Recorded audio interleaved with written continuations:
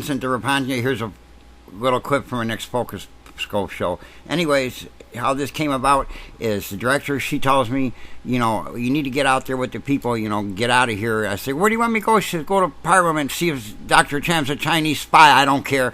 Just go on and get out there with the people and do something. So I got my ass out there. I couldn't drive the corporate vehicle myself and everything. He wasn't around, the driver. So I got on public transport with all this heavy old camera equipment. I go down there to Parliament and we're hoping to see Dr. Tam and do what Amy just told me to do to surprise her. Dr. Tam was nowhere in sight. Jag-meed Singh was wandering around, somebody told me.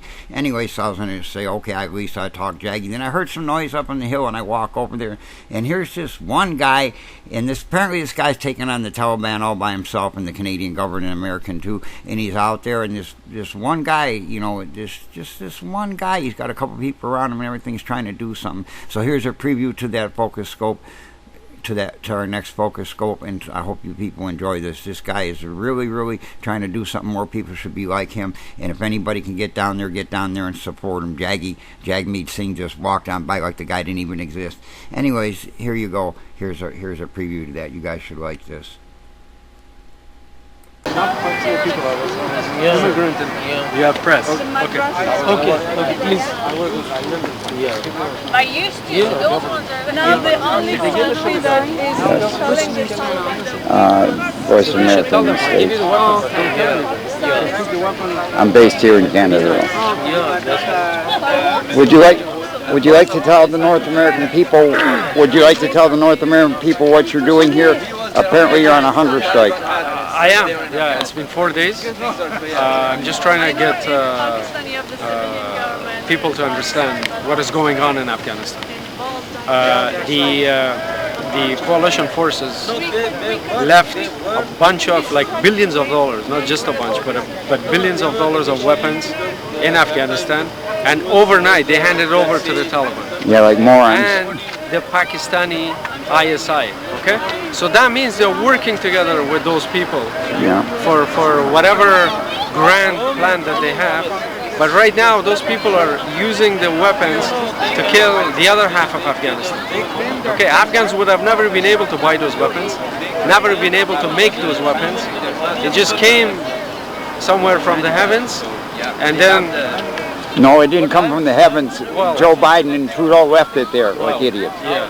They could have evacuated the people in so many people's opinions, and then took the military out later, and anything that was left they could have blown up so they couldn't have been used. Yeah. So they should have done something, or should have left it to the Afghan army if they wanted peace. At least that would have brought a few years of peace. Don't you think that the Taliban would have took it from the Afghan army? No. The way they run through the country? No. They didn't run. Yeah, they ran through the country. They didn't fight through the country. Exactly. Okay, if the weapons were still in the hands of the military, if the chain of command didn't want the soldier to leave their weapons in storage, okay? Like in any military base, you don't have soldiers with a bunch of weapons, with a bunch of grenades, with a bunch of rocket launcher walking around. They have it in storage. Who has the key for the storage? The chain of command, So the word came from whoever, leave those weapons. Don't touch your weapons. And they didn't unlock the storage rooms where the weapons were stored. If you think about it, that's what happens. Soldier has to. You were born in Afghanistan or here? I was born in Afghanistan. I came here in 1988. I'm Canadian now, but I still have relatives there. What do you feel about all the freedoms being robbed from us here? What they want to do, like the freedom of speech and everything with this Bill C-10 and Trudeau's helping the Chinese. A lot of Canadians are pissed off about that. Biden too, they help the Chinese. And these weapons you're talking about, don't you think that the Chinese government is going to get a hold of some of them to investigate the capabilities of them? I don't think the weapons that they left are as advanced as what the Canadian or U.S. military really has, because they know that it will be used against them. You know, if the Taliban. When was the last time you were in Afghanistan? 2014. Yeah. And so you saw it firsthand, all these things. Yeah, firsthand. It's terrible the way they treat women and everything. And it's good to have a protest. In Ireland, women were advancing in every field, you know, in Afghanistan, because the 20 years of certainty, I would say, and peace.